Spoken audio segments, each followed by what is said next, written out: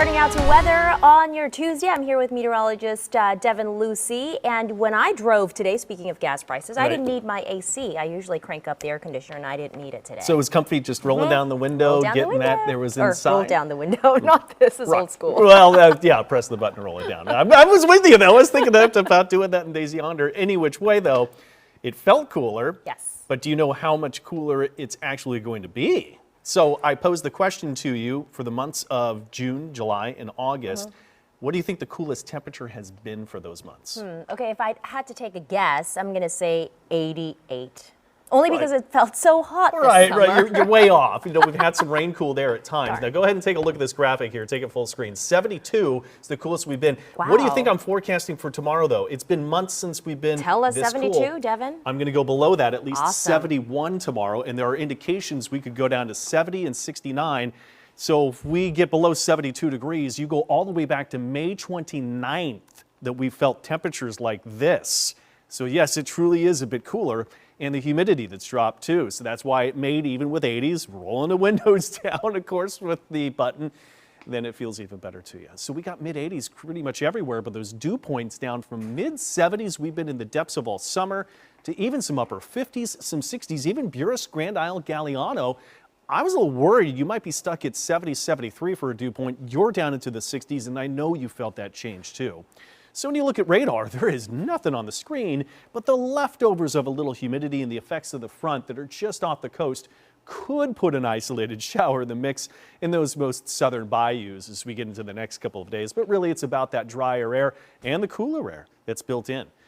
The unfortunate part to it is once your drier air is here, it's much easier to heat up. So I was hearing it from friends out there specifically today, telling me it actually feels hot, and I had to text back and say it's because it actually is hot in some cases. So let's see our forecast. There's that isolated shower as you get to the most southern bayous going overnight tonight towards tomorrow. It's a slim chance. But how about this evening if you're headed out maybe for a dinner outside on the patio? I got about 85 degrees at 5. We're about 84, 85 right now. This is kind of downtown. And then we're up to about upper 70s. But again, being in the shade without that sun that's on you, it's going to feel better. Low temperature forecasts for tomorrow morning. I do think a couple of 50s are possible. And then we've got some 60s. There it is. There's one forecast that says at the airport officially here to 69 tomorrow. We're going to go about more 71. And again, the humidity is still low, shown with those dew points, again, that are going to be down. Bus stop for the kids tomorrow morning. For the first time in a long time, I'll say that 60 to 70 from some of the outer suburbs coming into downtown. So maybe even, dare I even say, a light jacket or a pullover for some. And we go to tomorrow afternoon. Did you see this one? I'll back up real quick.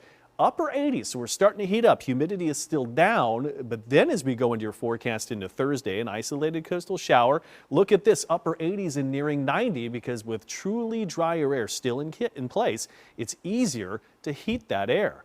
So quick look at the tropics. We do have a zone of concern that's now been bumped up to a medium chance of possible development over the next 5 days. I've taken a look at a lot of data. Once it gets in here to the greater Antilles, well, it starts to fade, and there still is, at least from what I've seen, no threat for the U.S. or even here. And there's a small chance of something with a wave off of Africa.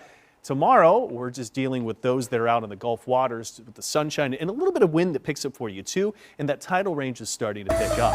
So high temperatures will be closing in on 90 the next couple of days. I say the rain chances 0 for everybody, the exception just along the Gulf Coast. But by the weekend, a little higher humidity, and we'll bring a slight chance of an isolated storm back into the mix by then.